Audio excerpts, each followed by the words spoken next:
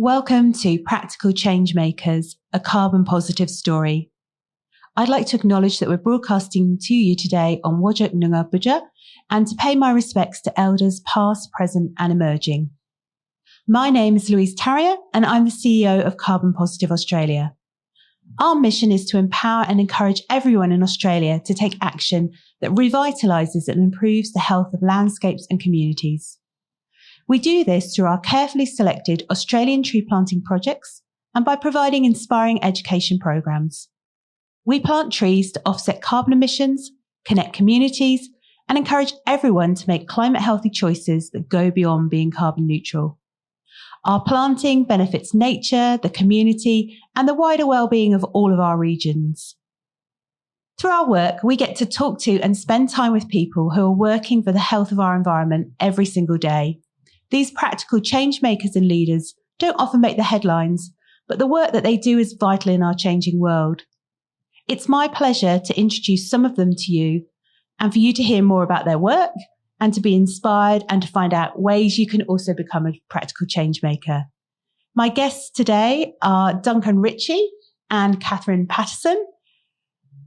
Duncan has a 30-year career spanning investment banking, finance, project development and management consulting.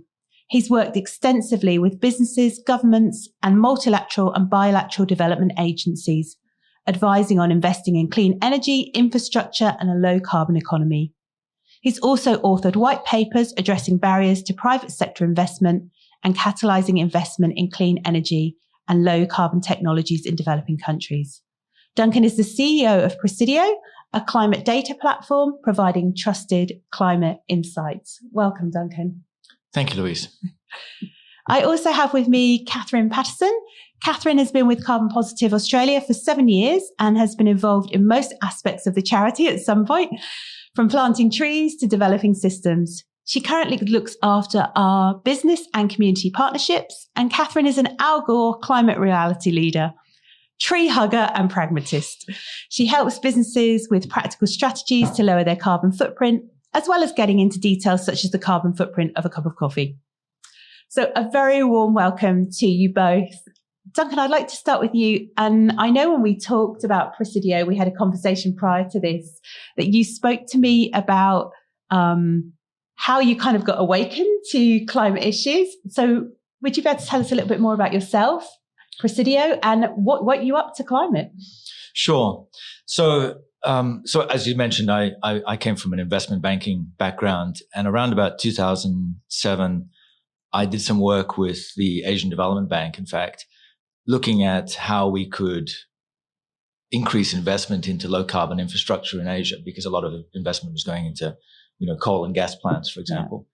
Yeah. And in doing that, it really opened my eyes, because I had to do a lot of research to develop this paper. And it really opened my eyes to the story behind climate change. And so since then I've been sort of reorientating my career towards, addressing climate change. And I think for most of us, we kind of expected policymakers to jump in and we did fix the problem. We did. And then I was in Barcelona at the end of 2019, and the COP25 was happening down the street in Madrid, and Australia was on fire, and I was coming home for Christmas. And actually it was a Ben Lawson poem that I listened to. I forget, it's kind of like a love story or a love poem to Australia. And at the end of it, he was reciting it online, and at the end of it, he breaks down in tears, and it really got me. And I just thought, okay, now, I have a set of skills, and I think that anyone that's got a set of skills now needs to apply that to climate change and to solving this problem. Yeah. And I totally agree. And I think so many of our listeners will be saying, yeah, I felt exactly the same way when I saw what was happening. And I think it's amazing that you've taken that from a thought into an actual action.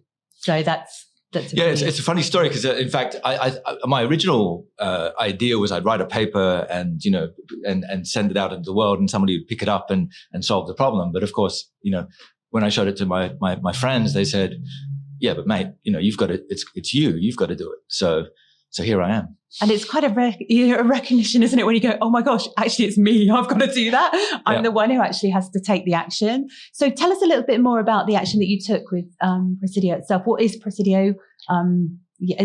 It's a kind of bit of a funny sounding name. So I'm sure you can give us an explanation of that too. So the name is, and we spent some time on this, the name is Latin for to defend or protect. And so our domain name is presidio.earth. And so the idea being that we would be a defender and protector of the planet that we live on. And what we wanted to do was really create a platform where people could come on. At the moment, the challenge with climate is that the data that's out there and available to people is fraught with a lot of inaccuracy and incomparability. People are defining their own scopes and where they draw boundaries, etc. And so when you look at two companies reporting or setting targets, it's kind of like apples and oranges. And we thought that we could solve that by basically creating a set of standards, providing a platform where people could come onto the platform and actually enable them to, for example, for small businesses to set targets through our platform to give them sort of temperature alignment tools that they could actually, say, well, we want to be Paris aligned, for example. We want to be 1.5 degree aligned. How do we do that? And so our tools can enable them to do that in terms of setting the targets. And then we're creating an ecosystem for people to come on and find, people like climate positive, carbon positive to identify opportunities to work with partners to enable them to actually achieve those goals. Oh, right. I see. So it sounds like something that could be really useful to an organization, particularly if they're trying to see where they fit too. Catherine Patterson works for Carbon Positive Australia. She's our head of partnerships and community. Catherine, did you have a similar kind of awakening? And I'd love to hear, based on what Duncan's just been talking about, how you think the businesses that you work with sort of day in, day out would be kind of interested in that? Yeah, for sure. Mine's been a bit more gradual, but there's been two sort of significant moments in my life. When I moved to Australia, I did some conservation volunteering, which is actually quite a lot of weed management. And I just sort of got an eye opener to the invasive species, how out of balance the environment was. And then the second one was Al Gore's Inconvenient Truth, which came out at the same time as me having a kid. And I was just like, oh, right, okay, better start doing something. Yeah. And on a personal level, I guess I've been building up steps, which I just want to sort of say that to people, it has been like step by step, looking at where my investments are, looking at how I conduct my life, and actually I want to say it's all been really positive. It's like I feel more connected to people. I feel healthier with, I choose different modes of transport. So, and I just feel, I think getting involved in the sort of natural environment is always a positive thing, embracing that. So on to your second question about businesses and, sort of what their aims are when they come to us. A lot of them just want to do something, but they're not sure where to start. Mm. They've had a lot of information. They need to connect the dots. So they are really, really looking at a way to start their path. They might feel a little bit overwhelmed. Interestingly, I'm continually hearing the story developing from carbon to sort of a broader environmental goal, which, they wanted to do. Yeah. They want to, it's sort of a lot more all encompassing. So I think they're really sort of looking for a sort of roadmap and steps that they can take to be effective. Yeah. And I think, my personal experience of that as well is that information can be key to these kind of decisions when you're particularly in a business environment. And we did a study at Carbon Positive Australia all back in sort of November of 2020. And we asked businesses to kind of think about these things, what steps did they want to take? And for a lot of them, cost was a big issue. And another issue was a lot were kind of hanging out for legislation to sort of happen before they kind of took steps. So I'd be interested to hear your sort of take on that, Duncan, and how, and with the businesses you deal with, do you hear the same sort of things, or is it more they need more information? What kind of drives the decision making really to do something? I think I think a lot of businesses and investors have been waiting for policy and regulation. Some of your listeners may not be aware, but there's after the Paris Agreement, there was a task force for climate-related financial disclosures task force set up, which developed some recommendations, and this is really focused on big business. Yeah. And so it doesn't really impact, or it didn't until recently, really impact the small and medium-sized businesses. What I think is changing now is that initially those recommendations focused on scope 1 and 2. Now, scope 1 and 2 is basically your in-house emissions inside the fence. Thank you for explaining that, because some people might not know what that means. A lot of people won't know what that means. Yeah. So that's what's inside your house, if you like, yep. And your energy supply.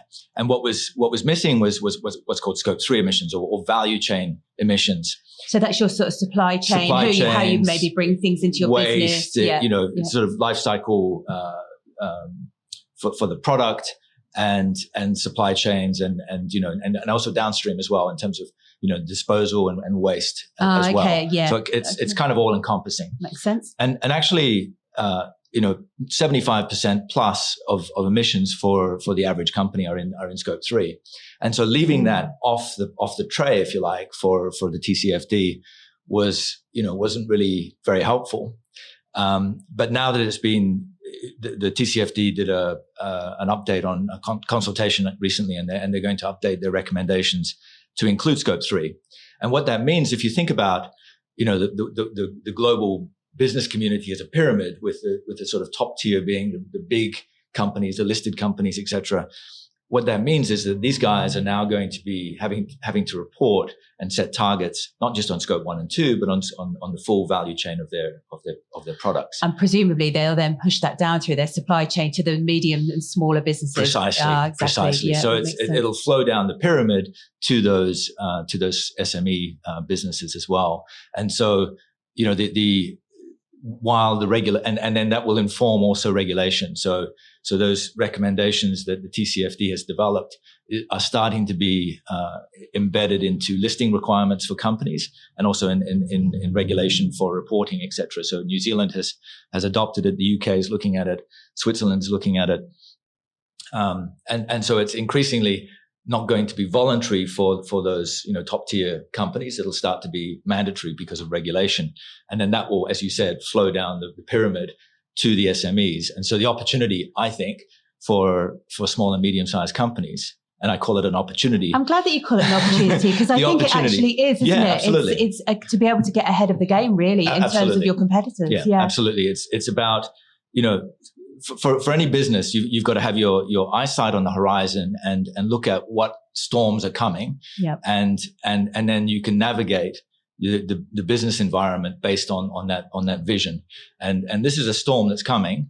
But it's also an opportunity. If you can position yourself, and your business to respond directly to this, then, for example, if you came onto our platform and we gave you the tools to give you to align yourself with a 1.5 degree trajectory, a transition path, and then you started buying offsets and planting trees and doing those things to position yourself, and then you can go to your customers, who are maybe those large companies, and you can say, we're Paris aligned, and that's that. I think that will be a very powerful thing in the next decade or so, when these big companies start looking down their supply chains and saying, I want to deal with people that are going to help me achieve my targets, because ultimately a Unilever or a Procter & Gamble or whoever can't achieve their targets unless they bring their entire supply chain with them.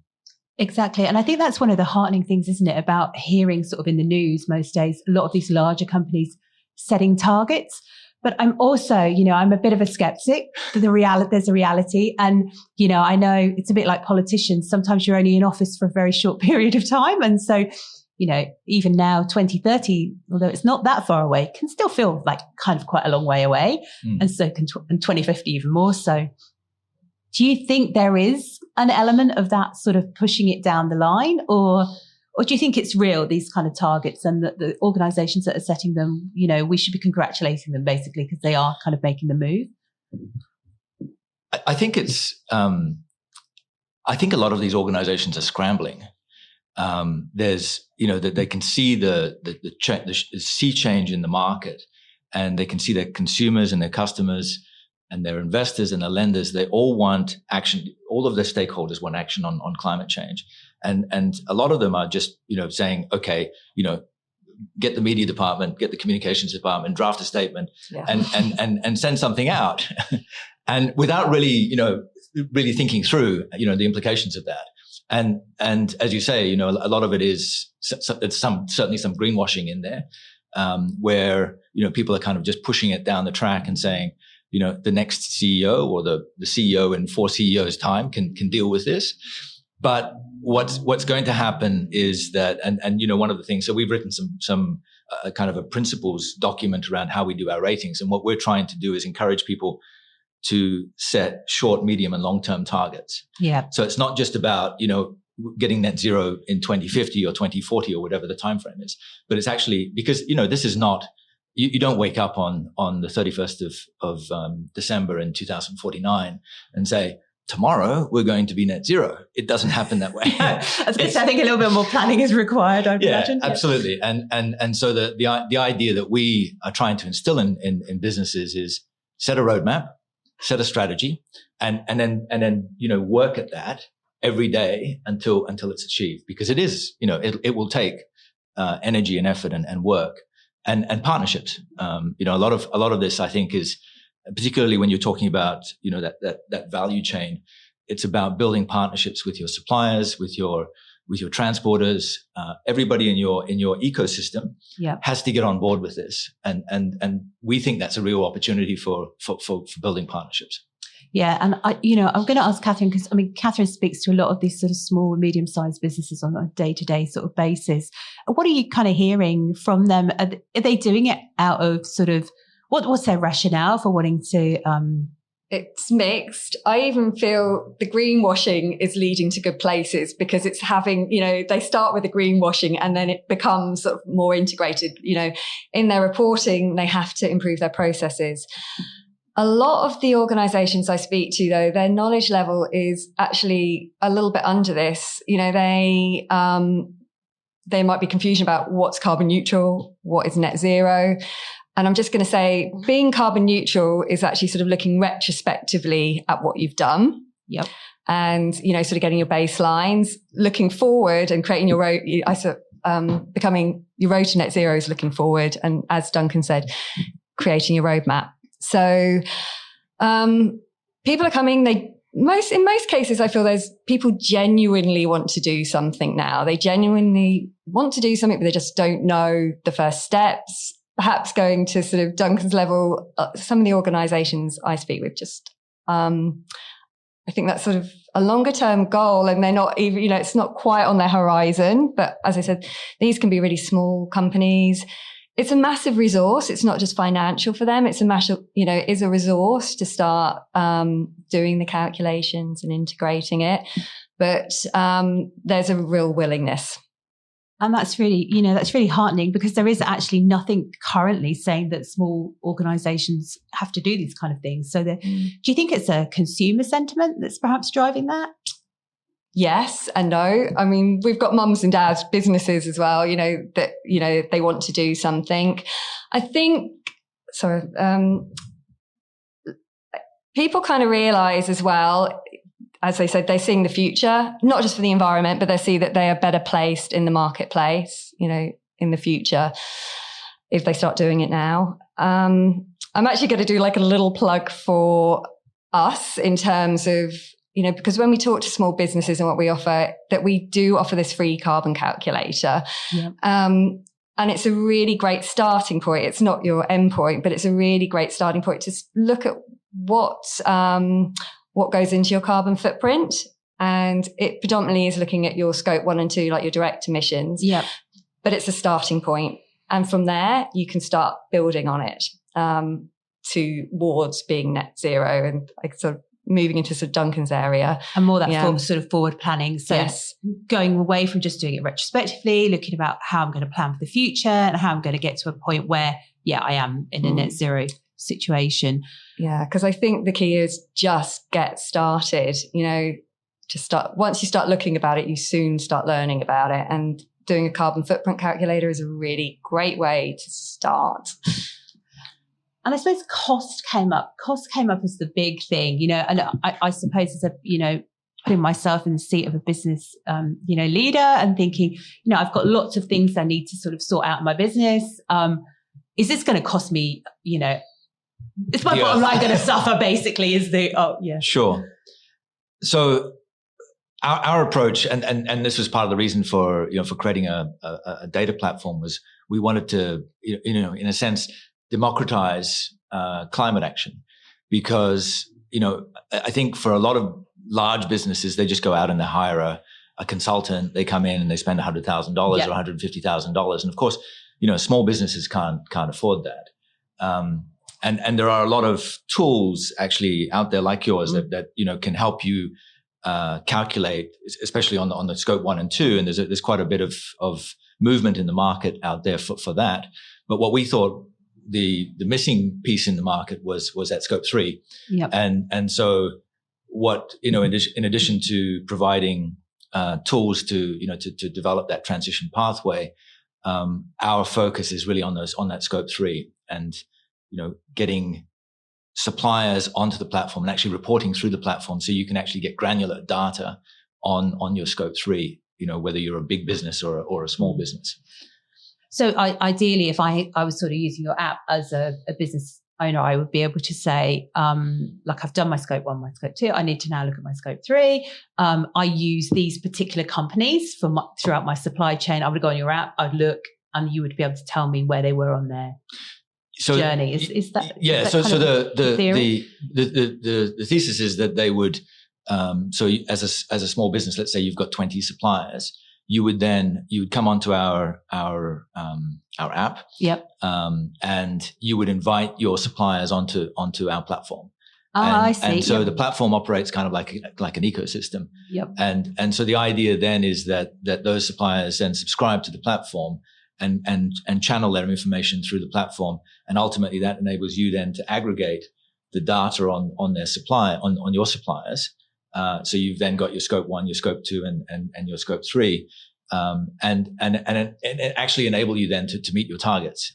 And also, and this is one of the, so we're working with some cities, for example, to actually embed procurement metrics based on our climate metrics, to embed that into procurement criteria and then ultimately into supply chain contracting.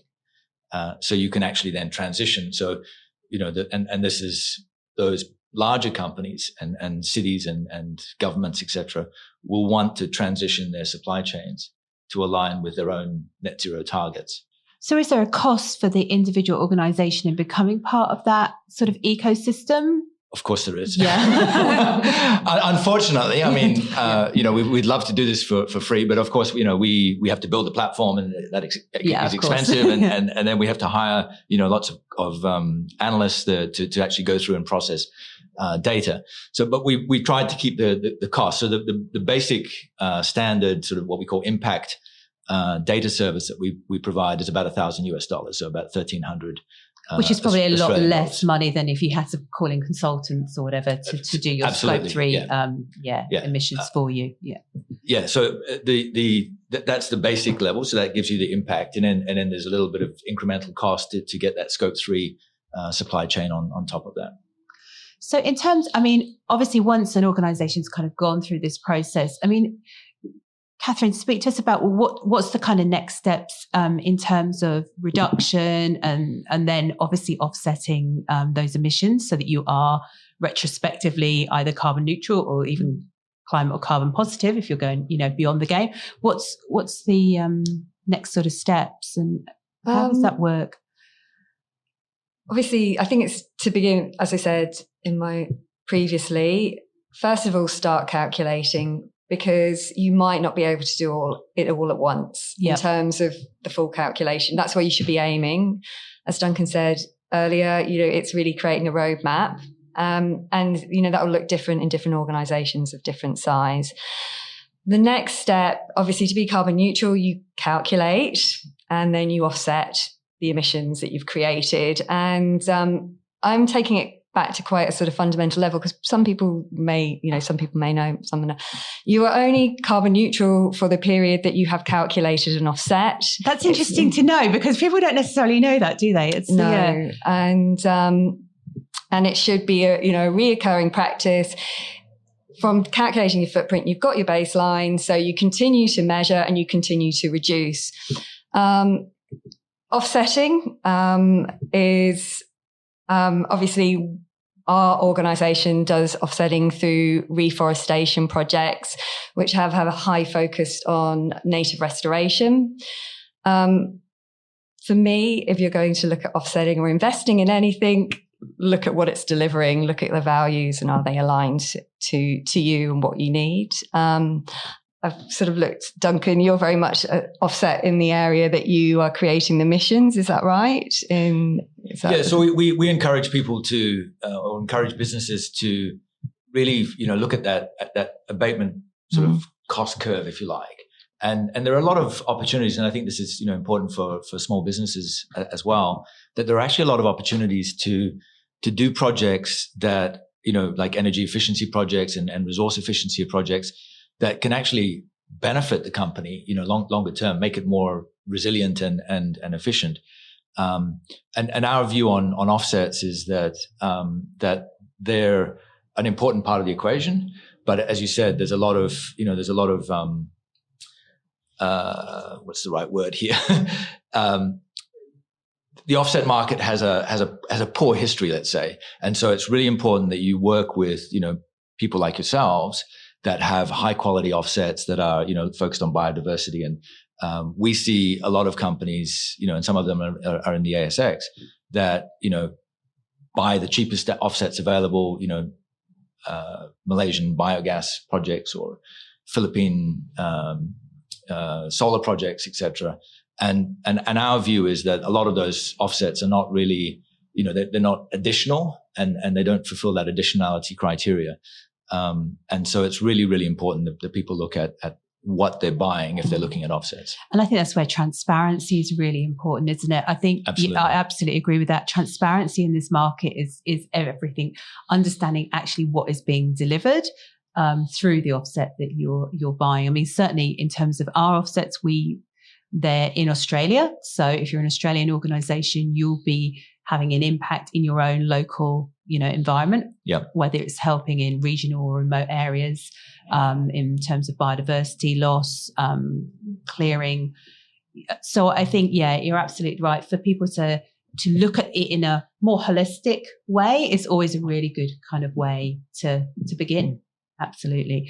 So we're kind of getting nearer to sort of towards the end now. And I just wanted to ask you both really, what would be some steps that you think like small, medium businesses could take now? And I know, Catherine, you've talked about calculating, but I suppose it's just putting it into that really easy sort of 1, 2, 3 sort of steps that they could take. Duncan, what would your advice be to any potential small business owner that's listening to this and thinking, okay, I just listen to you, but I'm still really not sure where I start? Sure. So I would start with, where do I want to get to? What's my strategy and what's my end game in terms of, do I want a Paris alignment, to achieve a 1.5 degree, future for the planet? Start there.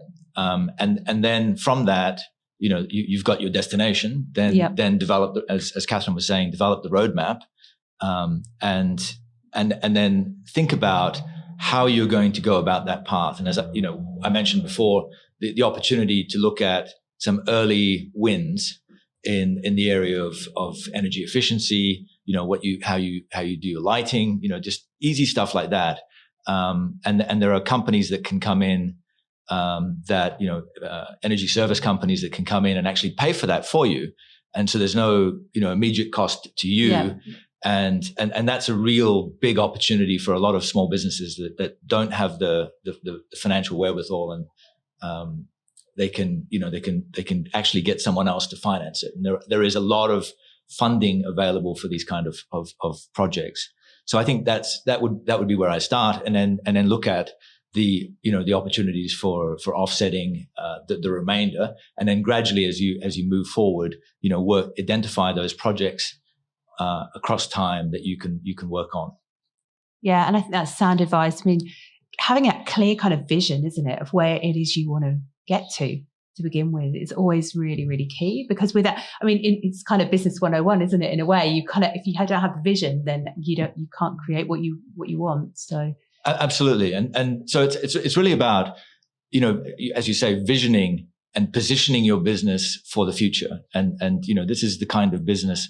I'm a small business owner. This is the kind of business that I want to have in 2030. I want to be responsible. I want to be sustainable. And this is, that's my end game. That's my objective. That's my vision for the business I want to run. And so how do I go about that? And to me, that speaks really as well about incorporating that into the whole of your business. So it's not like just getting, well, we need sustainability, so, somebody in the office can look after that bit, and it actually not be part of the whole strategy of the organization. Yeah. So I think that's really, really good advice.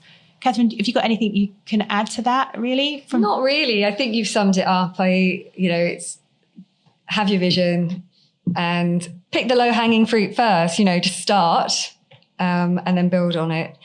And it's, as you said, holistic approach, sustainability, responsibility, quite broad. So there's a lot of scope to do stuff within that, so just step by step. Yeah, one piece, your vision. One piece at a time. Well, thank you both so much for being with us today. If you want to find out more about Presidio, you can find them at presidio.earth, which I love, which is protecting the earth. So that's a great, website URL. And if you want to find out more about Carbon Positive Australia, you can find us at carbonpositiveaustralia.org.au. Thank you so much to you both. Thank you, Louise. Thank you.